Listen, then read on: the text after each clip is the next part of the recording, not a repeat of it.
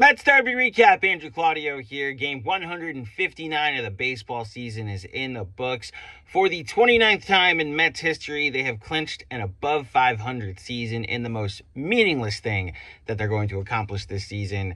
But look, it hasn't happened that often in the franchise's history. It hasn't happened in consecutive seasons all that often in franchise history. And tonight, it was one of the must-win games on the schedule, and they got it. Wasn't without its anxieties. Nolan McLean, a very weird night, at times looked utterly unhittable, and at times was hit very hard. Only gave up 5 hits, gave up 3 home runs, 2 to Suzuki, 1 to Dansby Swanson. Got knocked out in the 6th inning, gave up 5 runs on those 5 hits, but also struck out 11 batters. Again, a very weird night for the kid. So for anybody in the Mets organization that was worried about him keeping his rookie status, he keeps it for next season. Would place that bet right away.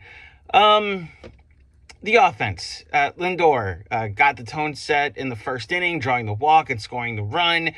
Brandon Nimmo with 3 hits tonight. Actually, back to Lindor, hits his 30th home run, another 30-30 season. If he had gotten 1 more stolen base last year, we'd be looking at 3 consecutive 30-30 seasons for Francisco Lindor. Future Hall of Famer, going to be wearing this hat. An alleged down year. It has been defensively, but offensively, he's been outstanding, and really good series for the captain over the past 3 days. And credit where credit is due to 2 guys that were in there for their defense. They contributed with their bat. Brett Beatty, a big 3-run home run off of a lefty. Take notes, Carlos Mendoza, the next time you think he can't play against lefties. And then Tyrone Taylor with a 2-run double. Take notes on that, Carlos Mendoza. Whenever the thought enters your mind that I need to play Cedric Mullins today. 3 games left. Both Beatty and Mullins should play all 3 of those games, in my opinion. And I don't even think that's really a debatable opinion either. The bullpen needs their love, too. Stanek has returned to a somewhat dependable arm lately. Brooks Raley has been a dependable arm since he's been here.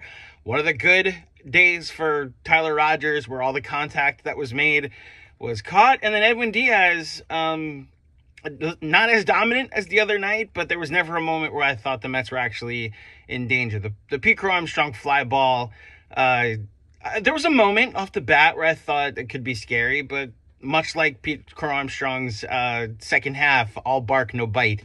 And look, 3 games, magic numbers 2. You can clinch as early as Saturday. Win 2 games and go to the playoffs. The job is very simple. Win 2 games in Miami, go to the playoffs. That's all I got. Let's go Mets.